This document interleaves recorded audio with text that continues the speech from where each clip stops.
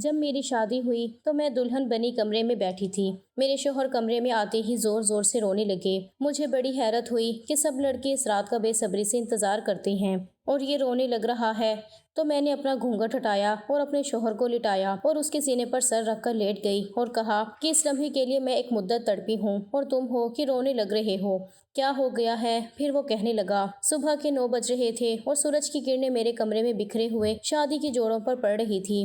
میں نے آئینے کے سامنے کھڑے ہو کر اپنے چہرے کو دیکھا تو ایک فاتحانہ مسکراہٹ میری لبوں پر پھیل گئی تھی۔ آج سے ٹھیک 10 دن بعد میں زہیب کی دلہن بننے والی تھی۔ یہ وہ خواب تھا جس کے لیے میں نے بہت انتظار کیا تھا۔ میں نے الماری سے اپنا سفید میڈیکل کوٹ نکالا اور اسے پہنتے ہوئے سوچا کہ اب بس کچھ ہی دن کی بات ہے اور پھر وہ ہمیشہ کے لیے میرا ہو جائے گا۔ میں ہسپتال جانے کے لیے تیار تھی، لیکن میرا دل گھر کی ان تیاریوں میں اٹکا ہوا تھا جو میری شادی کے لیے زور و شور سے جاری تھیں۔ امی کچن میں میری کزنوں کے ساتھ مل کر مٹھائیوں کے ڈبے سیٹ کر رہی تھیں اور ابا فون پر کیٹرنگ والوں کو ہدایات دے رہے تھے۔ ہمارے گھر میں تیاریاں ابھی سے شروع ہو گئی تھیں کیونکہ ہمارے رشتے دار دوسرے شہروں میں رہتے تھے اور وہ 10 دن پہلے ہی آ گئے تھے، اس لیے گھر میں رونق لگ گئی تھی۔ میں نے ہسپتال جانے سے پہلے ایک بار پھر زہیب کا نمبر ملایا۔ فون کی گھنٹی بجتی رہی تھی مگر دوسری طرف سے کوئی جواب نہیں آیا تھا۔ یہ پچھلے کئی دن سے ہو رہا تھا۔ وہ نہ تو میری کال اٹھا رہا تھا اور نہ ہی میسیجز کا جواب دے رہا تھا۔ مجھے تھوڑی حیرت تو ہوئی، لیکن میں نے سوچا کہ شاید وہ مصروف ہوگا۔ میں ہسپتال پہنچی تو وہاں بھی میرا دل کام میں نہیں لگ رہا تھا۔ میں بار بار اپنے موبائل کی اسکرین دیکھتی کہ شاید اب اس کا کوئی پیغام آ جائے۔ نادیہ میرے پاس آئی اور کہنے لگی کہ سونیا، تم تو اب یہاں سے چھٹیاں لے لو، تمہاری شادی میں اب دن ہی کتنے رہ گئے ہیں۔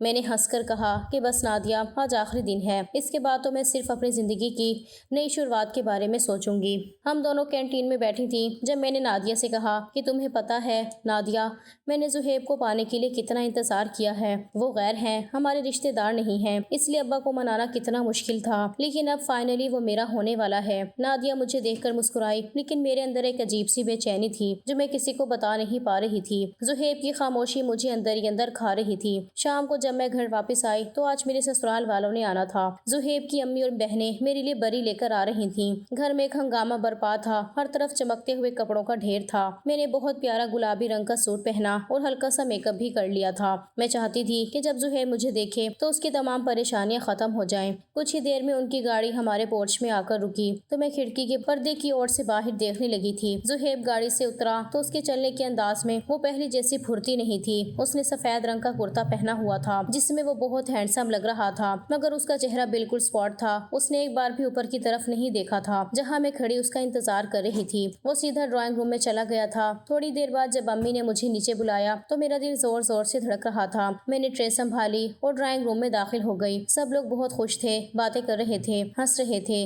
لیکن زہیب ایک کونے میں صوفے پر بیٹھا ہوا تھا اور اس کی نظریں اپنے پیروں پر جمی تھیں۔ میں نے اسے چائے دی تو اس کے ہاتھ ہلکے سے کانپ رہے تھے۔ اس نے میری طرف دیکھا تک نہیں تھا، بس ایک مری ہوئی آواز میں شکریہ کہا تو مجھے بہت دکھ ہوا کہ اتنے مہمانوں کے سامنے وہ مجھ سے ایسے پیش آ رہا ہے جیسے ہم اجنبی ہوں۔ میں نے سوچا شاید شادی کا دباؤ ہے یا گھر کی کوئی پریشانی ہوگی۔ ہماری تاریخیں طے ہو رہی تھیں۔ ابا اور زہیب کے چچا بڑے اطمینان سے کارڈز کی ڈیزائن پر بات کر رہے تھے، لیکن زہیب کی خاموشی اس پورے کمرے میں ایک شور کی طرح گونج رہی تھی۔ رات کو جب سب چلے گئے تو میں نے پھر اسے فون کیا تو اس بار اس نے فون اٹھا لیا تھا، لیکن وہ کچھ بول نہیں رہا تھا۔ میں نے کہا، زہیب کیا بات ہے؟ تم اتنے خاموش کیوں ہو؟ کیا تم اس شادی سے خوش نہیں ہو؟ دوسری طرف سے صرف اس کے سانس لینے کی آواز آ رہی تھی۔ پھر اس نے بہت دھیمی آواز میں کہا کہ سونیا، تم بہت اچھی لڑکی ہو اور میں تمہیں وہ سب کچھ دینا چاہتا ہوں جس کی تم حقدار ہو، لیکن شاید قسمت کو کچھ اور ہی منظور ہے۔ میں نے ہنس کر کہا کہ تم کیسی باتیں کر رہے ہو؟ قسمت تو ہمیں ملا رہی ہے، دیکھو ہم کتنے خوش ہیں۔ اس نے ایک لمبی آہ بھری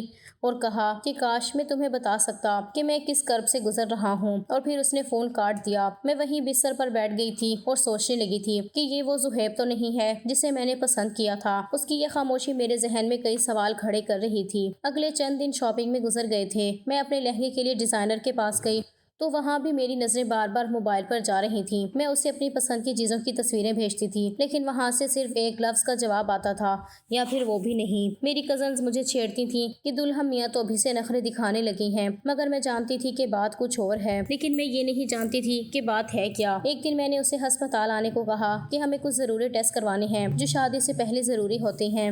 لیکن اس نے صاف انکار کر دیا اور کہا کہ مجھے ان سب کی ضرورت نہیں ہے۔ اس کا لہجہ اتنا روکھا تھا کہ میں وہیں ہسپتال کی راہداری میں کھڑی رہ گئی تھی۔ مجھے لگا جیسے کوئی چیز میرے اندر ٹوٹ گئی ہے۔ میں ایک ڈاکٹر تھی، میں لوگوں کے چہرے پڑھنا جانتی تھی اور زہیب کا چہرہ مجھے بتا رہا تھا کہ وہ کسی بہت بڑی کشمکش میں مبتلا ہے۔ لیکن میں نے ہمت نہیں ہاری۔ میں نے سوچا کہ شاید شادی کے بعد جب ہم ساتھ ہوں گے تو سب ٹھیک ہو جائے گا۔ میں نے گھر والوں کو کچھ نہیں بتایا تھا کیونکہ میں نہیں چاہتی تھی کہ اس خوشی کے موقع پر کوئی بھی پریشان ہو۔ میں نے بس خاموشی سے اپنی تیاریوں پر توجہ دی اور ہر لمحے کو ایسے ہی گزارا جیسے سب کچھ نارمل ہو، حالانکہ میرے دل کے کسی کونے میں ایک خطرے کی گھنٹی بج رہی تھی جو مجھے بتا رہی تھی کہ یہ شادی وہ نہیں ہوگی جس کا میں نے خواب دیکھا تھا۔ شادی کے دن قریب آ رہے تھے اور گھر میں ہر گزرتا لمحہ ایک نئی ہلچل لے کر آتا تھا۔ امی نے ایک فہرست بنا رکھی تھی جس میں جوتوں کے ناپ سے لے کر درزی کے چکروں تک سب کچھ درج تھا۔ ایک دوپہر زہیب کی امی اور چھوٹی بہن ہمارے گھر آئیں تاکہ ولیمے کے جوڑے اور جوتوں کا کلر وغیرہ میچ کر سکیں۔ میں ڈرائنگ روم کے دروازے کے پیچھے کھڑی بڑی بے چینی سے زہیب کا انتظار کر رہی تھی کیونکہ اس کی امی نے کہا تھا کہ وہ دفتر سے واپسی پر یہیں آئے گا، مگر وہ نہیں آیا تھا۔ میرا دل دھک سے رہ گیا تھا، لیکن میں نے چہرے پر مسکراہٹ سجائی اور باہر نکل آئی۔ امی نے باتوں باتوں میں پوچھ ہی لیا تھا کہ زہیب بیٹا ساتھ نہیں آیا۔ زہیب کی امی نے ذرا سا ہچکچا کر جواب دیا کہ ارے وہ بیچارہ تو آج کل دفتر کے کاموں میں اتنا مصروف ہے کہ اسے سانس لینے کی فرصت نہیں مل رہی، شاید اسی لیے ہمیں لینے بھی نہیں آ پایا۔ میں سوچنے لگی تھی کہ کیا وہ اتنا مصروف تھا کہ 5 منٹ کے لیے میرے گھر نہیں آ سکتا تھا، یا پھر وہ مجھے دیکھنا ہی نہیں چاہتا تھا۔ میں نے اپنا فون ہاتھ میں دبایا اور سوچا کہ اسے میسج کروں، لیکن پھر رک گئی کہ کہیں سب کے سامنے میرا موڈ خراب نہ ہو جائے۔ اگلے دن ہمیں زیورات فائنل کرنے کے لیے جیولر کے پاس جانا تھا۔ میں نے امید لگائی تھی کہ آج تو وہ ضرور آئے گا کیونکہ یہ ہماری زندگی کا سب سے بڑا فیصلہ تھا۔ جب ہم وہاں پہنچے تو وہاں بھی وہی ہوا تھا، زہیب نہیں آیا تھا۔ اس کے بجائے اس کے کزن کو بھیج دیا گیا کہ وہ خریداری میں ہماری مدد کرے۔ جب ہمارے سامنے قیمتی ہار رکھے تو امی اور خالہ ان کی تعریفیں کر رہی تھیں، مگر میری آنکھیں بار بار دکان کے دروازے کی طرف اٹھ رہی تھیں۔ ہر بار جب دروازہ کھلتا تو مجھے لگتا کہ زہیب داخل ہوگا اور مسکرا کر میری پسند پوچھے گا، مگر وہاں کوئی اور ہی ہوتا تھا۔ اس شام میں نے گھر آ کر کمرہ بند کر لیا اور بستر پر لیٹ کر چھت کو تکنے لگی تھی۔ کیا واقعی کام اتنا زیادہ تھا کہ وہ اپنی منگیتر کے لیے 1 گھنٹہ بھی نہیں نکال پا رہا تھا؟ 2 دن بعد ہمارے گھر دعوت تھی جس میں زہیب کے پورے خاندان کو مدعو کیا گیا تھا۔ ابا نے بہت اہتمام کیا تھا، صحن میں شامیانے لگے تھے اور طرح طرح کے کھانے تیار ہو رہے تھے۔ میں نے سوچا کہ آج تو وہ بھاگ کر کہیں نہیں جا سکے گا، اسے تو آنا ہی ہوگا۔ میں نے اپنے بالوں کو کھلا چھوڑا اور بہت پیارا سا میک اپ کر لیا تاکہ جب وہ مجھے دیکھے تو اس کی ساری تھکن دور ہو جائے۔ مہمان آنا شروع ہوئے تو میں نے دیکھا کہ زہیب کی بہنیں چہکتی ہوئی اندر آ رہی ہیں، مگر زہیب ان کے ساتھ بھی نہیں تھا۔ تھوڑی دیر بعد اس کے ابا اکیلے اندر داخل ہوئے تھے۔ میرے ابا نے جب زہیب کا پوچھا تو انہوں نے بڑی بے نیازی سے کہا کہ اسے اچانک کسی میٹنگ کے لیے دوسرے شہر جانا پڑ گیا ہے، وہ کل صبح تک واپس آئے گا، اس لیے اس نے بہت معذرت کی ہے۔ یہ سن کر میں جیسے میرے پیروں تلے سے زمین نکل گئی کہ میٹنگ اور وہ بھی آج کے دن۔ میں نے کچن میں جا کر کام کرنا شروع کر دیا تھا تاکہ کوئی میری آنکھوں کی نمی نہ دیکھ سکے۔ جب کزنوں نے چھیڑا کہ سونیا تمہارا دلہا تو بہت زیادہ ہارڈ ورکنگ نکلا ہے، ابھی سے یہ حال ہے تو شادی کے بعد تمہارا کیا بنے گا؟ میں نے ہنس کر ٹال دیا اور کہا کہ ارے وہ اپنی ذمہ داریوں کو بہت سنجیدگی سے لیتا ہے، اسی لیے تو مجھے پسند ہے۔ مگر اندر ہی اندر میں چیخ رہی تھی کہ زہیب تم کہاں ہو اور کیوں مجھے اس طرح سب کے سامنے شرمندہ کر رہے ہو؟ کیا تمہیں ہماری خوشیوں کی ذرا بھی پرواہ نہیں؟ اس رات جب سب مہمان چلے گئے تو میں نے اسے میسج کیا کہ زہیب اگر تم اس شادی سے خوش نہیں ہو تو مجھے بتا دو، میں سب ختم کر دوں گی۔ اس نے میسج دیکھ لیا تھا لیکن جواب نہیں دیا تھا۔ میں ساری رات تڑپتی رہی اور سوچتی رہی کہ آخر اس کے دل میں کیا چل رہا ہے۔ لیکن پھر صبح ہوتے ہی میں نے اپنا ڈاکٹر والا ایپرن پہنا اور ہسپتال چلی گئی جیسے کچھ ہوا ہی نہ ہو۔ میں نے سب کے سامنے یہی تاثر دیا کہ میں بہت خوش ہوں اور زہیب اپنی نوکری کی وجہ سے بہت مصروف ہے۔ حالانکہ سچ تو یہ تھا کہ مجھے خود بھی نہیں پتا تھا کہ وہ مجھ سے کیوں بھاگ رہا ہے۔ شادی میں اب صرف 4 دن باقی تھے اور گھر میں مہندی کا سامان تیار ہو رہا تھا۔ میں نے زہیب کی چھوٹی بہن کو فون کر کے پوچھا کہ کیا تمہارا بھائی گھر پر ہے، تو اس نے بتایا کہ وہ کمرے میں بند ہے اور کسی سے بات نہیں کر رہا۔ مجھے بہت فکر ہونے لگی تھی، لیکن میں نے اپنے دل کو تسلی دی کہ سونیا بس 4 دن اور پھر وہ تمہارے سامنے ہوگا اور تم اس سے ہر سوال کا جواب مانگ لو گی۔ وقت گزرتا جا رہا تھا، شادی میں اب صرف 2 دن باقی تھے اور گھر میں اپٹن کی رسم کی تیاریاں چل رہی تھیں۔ میرے کمرے میں ڈھولک کی تھاپ گونج رہی تھی اور سہیلیاں گانے گا رہی تھیں، مگر میرا دھیان بار بار اپنے ہاتھ کی مہندی پر جا رہا تھا، جس کا رنگ تو گہرا تھا مگر میرے دل کی رنگت اڑتی جا رہی تھی۔ شام کے وقت جب میں نے سہیب کو کال کی تو اس نے اتفاق سے اٹھا لی تھی۔ اس کی آواز ایسی تھی جیسے وہ کئی سالوں سے تھکا ہوا ہو۔ میں نے پیار سے پوچھا کہ سہیب، کیا تم نے کھانا کھایا ہے؟ تو اس نے صرف ایک لمبی آہ بھری اور کہا کہ ہاں کھایا ہے۔ اس کے علاوہ وہ کوئی اور بات نہیں کر رہا تھا۔ میں نے بھی فون رکھ دیا تھا۔ فون رکھنے کے بعد میں دیر تک اپنی ہتھیلیوں کو دیکھتی رہی تھی جہاں اس کے نام کا حرف لکھا ہوا تھا۔ شادی کا دن بھی آخر کار آ ہی گیا تھا۔ گھر میں ایک ہنگامہ تھا۔ بیوٹیشین اپنا سامان پھیلائے بیٹھی تھی اور میری بہنیں جوڑے اور زیورات سنبھال رہی تھیں۔ جب مجھے تیار کر کے آئینے کے سامنے بٹھایا گیا تو میں نے خود کو دیکھا تو سرخ بھاری لہنگا، ماتھے پر جھومر اور چہرے پر وہ دلہن والا روپ بہت اچھا لگ رہا تھا، لیکن میری آنکھوں میں ایک انجانا ڈر تھا جو چھپائے نہیں چھپ رہا تھا۔ بارات آنے کا وقت ہوا تو باہر سے بینڈ باجے اور پٹاخوں کی آوازیں آنے لگیں۔ ابا اندر آئے اور میرا ماتھا چوم کر بولے کہ میری بیٹی راج کرے گی، سہیب بہت اچھا لڑکا ہے۔ میں نے صرف سر جھکا دیا کیونکہ میں جانتی تھی کہ اس اچھے لڑکے نے پچھلے کئی دنوں سے مجھ سے سکون سے بات تک نہیں کی تھی۔ نکاح کا وقت آیا تو مجھے پردے کے پیچھے بٹھا دیا گیا تھا۔ مولوی صاحب کے الفاظ میرے کانوں میں پڑ رہے تھے اور جب میں نے 3 بار قبول ہے کہا تو میرے آنسو بے اختیار نکل آئے۔ یہ خوشی کے آنسو نہیں تھے بلکہ اس بے چینی کا نچوڑ تھے جو میں نے کئی دنوں سے اپنے اندر قید کر رکھی تھی۔ تھوڑی دیر بعد جب دستخط کے لیے کاغذات اندر لائے گئے تو میں نے سہیب کے دستخط دیکھے۔ ان کی لکھائی لرزتی ہوئی تھی جیسے اس نے بہت ہمت جمع کر کے قلم پکڑا ہو۔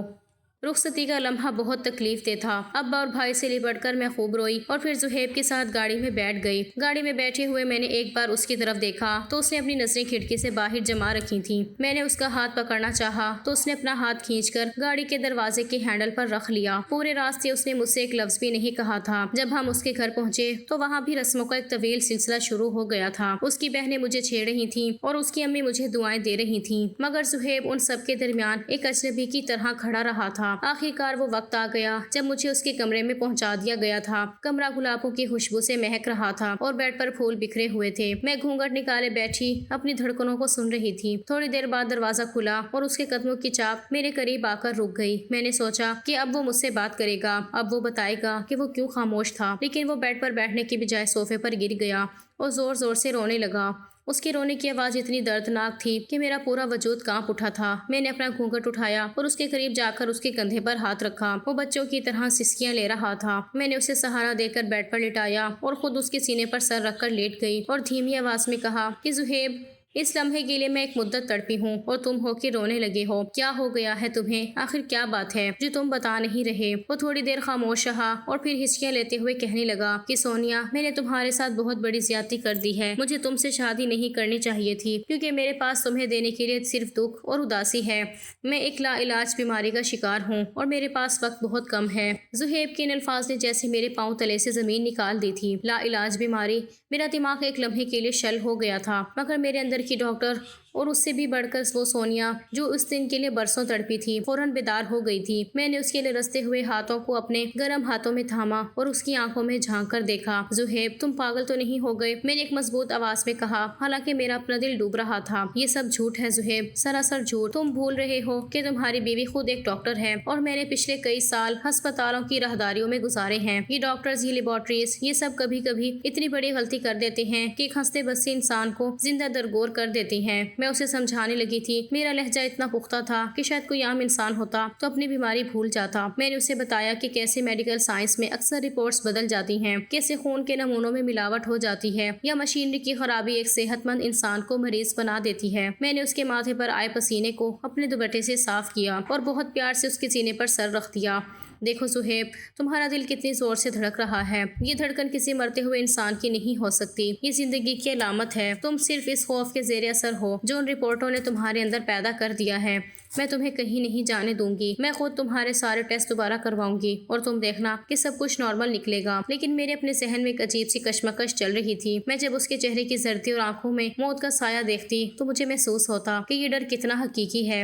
کیا زہیب واقعی اتنا ٹوٹ چکا ہے؟ کیا اسے اپنی جسمانی حالت میں ایسی تبدیلیاں محسوس ہو رہی ہیں جو اسے یقین دلا رہی ہیں کہ وہ ختم ہونے والا ہے؟ میں اسے دلاسا دے رہی تھی مگر میرا اپنا ضمیر اندر ہی اندر چیخ رہا تھا۔ میں اس کے آنسو پوچھ رہی تھی اور وہ کسی چھوٹے بچے کی طرح میرے سینے سے لگا سسکیاں بھر رہا تھا۔ اسے لگ رہا تھا کہ میں اس کا وہ آخری سہارا ہوں جو اسے موت کے منہ سے نکال سکتا ہے، مگر اسے کیا معلوم تھا کہ اس سارے کھیل کی کھلاڑی میں خود تھی۔ میں نے اسے تسلی دی کہ دیکھو، آج ہماری شادی کی پہلی رات ہے، ہمیں خوش ہونا چاہیے، ہمیں مستقبل کے منصوبے بنانے چاہیے، اور تم ہو کہ ان کاغذ کے ٹکڑوں کو لے کر بیٹھ گئے ہو۔ میں نے ان رپورٹوں کو ایک طرف جھٹک دیا تھا جو اس نے ابھی الماری سے نکال کر مجھے دکھائی تھی۔ زہیب کی نظریں اب بھی انہی کاغذات پر جمی تھیں جیسے وہ اس کی موت کا پروانہ ہو۔ جب میری کسی تسلی نے کام نہ کیا اور زہیب کا رونا بند نہ ہوا تو مجھے لگا کہ اب اس ڈرامے کا آخر کرنا ہی پڑے گا، ورنہ زہیب اس صدمے سے واقعی بیمار ہو جائے گا۔ میں بیڈ سے اٹھی اور کمرے کی کھڑکی کے پاس جا کر کھڑی ہو گئی۔ باہر چاندنی رات تھی مگر میرے اندر ایک طوفان مچا ہوا تھا۔ میں نے پیچھے مڑے بغیر ایک ٹھنڈی اور سپاٹ آواز میں کہا، زہیب،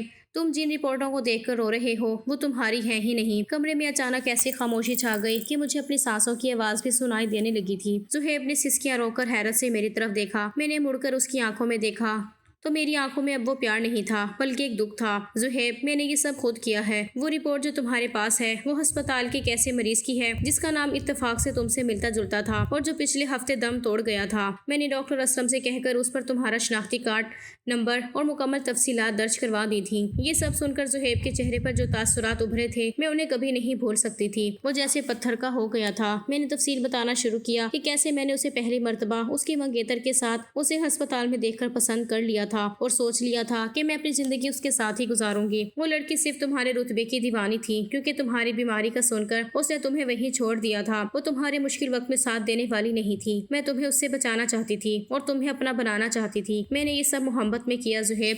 میں نے اپنے پروفیشن کے خلاف جا کر اپنی اخلاقیات کا سودا کر کے صرف اس لیے یہ سب ارینج کیا کہ تم میرے پاس آ جاؤ اور تمہیں لگے کہ میں ہی وہ واحد عورت ہوں جو ایک مرتے ہوئے انسان سے بھی شادی کرنے کو تیار ہے۔ زہیب نے ایک لفظ نہیں کہا تھا۔ وہ آہستہ سے اٹھا اور کھڑکی کی طرف چلا گیا۔ اس نے میرا سامنا کرنے کی بجائے باہر کی اندھیری رات کو دیکھنا شروع کر دیا تھا۔ شاید وہ یہ خوشی منا رہا تھا کہ اب وہ بیمار نہیں ہے۔ 2-3 گھنٹے گزر گئے تھے۔ وہ وہیں ساکت کھڑا رہا تھا۔ میں بیڈ کے کونے پر بیٹھی اس کا انتظار کرتی رہی تھی۔ مجھے لگ رہا تھا کہ شاید وہ مڑ کر مجھے تھپڑ مارے گا یا مجھے اس گھر سے نکال دے گا۔ پھر وہ آہستہ سے مڑا۔ اس کی آنکھوں میں آنسو نہیں تھے بلکہ ایک عجیب سی سنجیدگی تھی۔ وہ میرے قریب آیا اور کرسی کھینچ کر میرے سامنے بیٹھ گیا۔ سونیا، اس نے بہت دھیمے لہجے میں کہا، میری منگیتر نے مجھے اس لیے چھوڑا کہ میں بیمار تھا اور تم نے مجھے اس لیے اپنایا کہ میں تمہیں پسند آ گیا تھا۔ تم دونوں نے ہی میری حقیقت سے محبت نہیں کی، لیکن ایک بات جو تم نے ثابت کر دی وہ یہ ہے کہ اس دنیا میں کوئی بھی مخلص نہیں ہے۔ میری منگیتر بے وفا تھی تو تم ایک فریب کار ہو، مگر اس سارے کھیل میں ایک چیز سچی ہے اور وہ یہ کہ جب پوری دنیا نے مجھے مردہ سمجھ کر چھوڑ دیا تھا تب صرف تم ہی تھی جو میرا ہاتھ تھام کر اس کمرے میں آئی ہو۔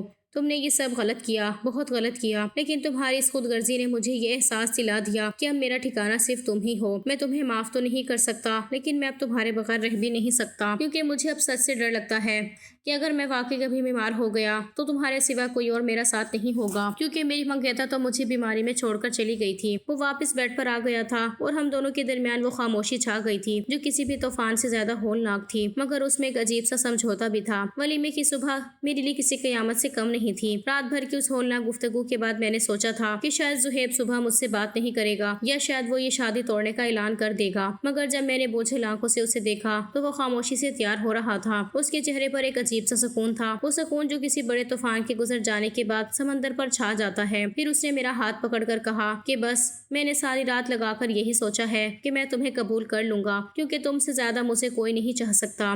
پھر شام میں ہم دونوں ایک ہی گاڑی میں ولیمے کے ہال کی طرف روانہ ہو گئے تھے۔ میں بھاری جوڑے اور زیورات میں لدی ہوئی تھی مگر میرا دل ایک مجرم کی طرح دھڑک رہا تھا۔ ولیمے کے ہال کے باہر جب ہماری گاڑی رکی تو مہمانوں کا ایک ہجوم وہاں موجود تھا۔ اسی ہجوم میں مجھے وہ چہرہ نظر آیا جسے دیکھ کر میرے خون کی گردش رک گئی تھی۔ وہ زہیب کی کزن اور سابقہ منگیتر ماریا تھی، وہی ماریا جس نے رپورٹ دے کر زہیب کو موت کے حوالے کر دیا تھا اور اسے کنارہ کشی اختیار کر لی تھی۔ وہ آج ولیمے میں بہت بن سمن کر آئی تھی، شاید یہ دیکھنے کہ اس کے ٹھکرائے ہوئے انسان سے کس نے شادی کر لی ہے۔ ہم جب گاڑی سے اترے تو وہ بالکل سامنے کھڑی تھی۔ اس کے چہرے پر ایک عجیب سی فاتحانہ مسکراہٹ تھی، جیسے وہ مجھ پر ترس کھا رہی ہو کہ میں نے ایک بیمار شخص سے زندگی جوڑ لی ہے۔ زہیب نے ایک لمحے کے لیے قدم روکے۔ اس کی نظریں ماریا سے ٹکرائی تھیں، مگر اس بار ان نظروں میں وہ تڑپ یا دکھ نہیں تھا جو میں پچھلے کئی گھنٹوں سے دیکھ رہی تھی۔ مبارک ہو زہیب، سچ کہوں تو مجھے امید نہیں تھی کہ تم ولیمے تک اتنے بھلے چنگے نظر آؤ گے، ماریا نے ایک زہریلے لہجے میں کہا اور پھر میری طرف دیکھ کر بولی، سونیا تم واقعی بہت بہادر لڑکی ہو، ایک ایسے انسان کا بوجھ اٹھانے کے لیے تیار ہو گئی جس کی زندگی کا کوئی بھروسہ نہیں۔ زہیب نے گہری سانس لی اور اس کی طرف 2 قدم بڑھائے۔ اس نے ماریا کی آنکھیں ڈال کر بڑے ٹھہراؤ سے کہا کہ شکریہ ماریا، تمہارا واقعی بہت شکریہ کہ تم نے وقت پر مجھے چھوڑ دیا۔ اگر تم اس دن وہ جعلی رپورٹ دیکھ کر میرا ہاتھ نہ چھوڑتی تو آج مجھے کبھی پتہ نہ چلتا کہ محبت اور ہمدردی میں کیا فرق ہوتا ہے۔